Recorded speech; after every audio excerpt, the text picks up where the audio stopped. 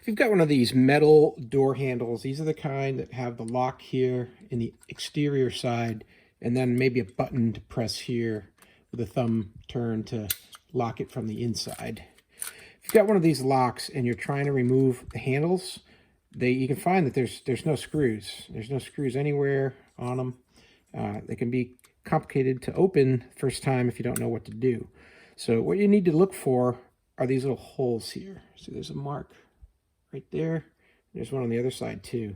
So if I want to remove this handle, there's a little pin that's holding it in place.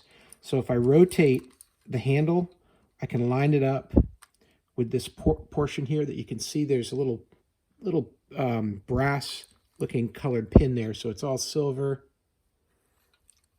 And then there's that brass part, and then it goes back to silver again.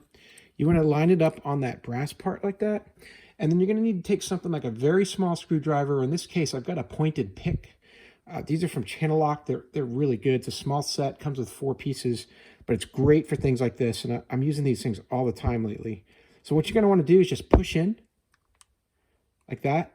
And as you're pushing in, pull it out a little bit. So you might want to take it, push it in here with one hand. I'm going to depress that. I'm going to hold it with my thumb here like this.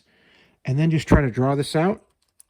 And once you get it started, then you can let go of that pin and then put both hands on it and just rip it right off. And what's holding it is right in here. There's just a little piece of steel. And then when you push down on this pin here, you're pushing that little piece of steel in just enough.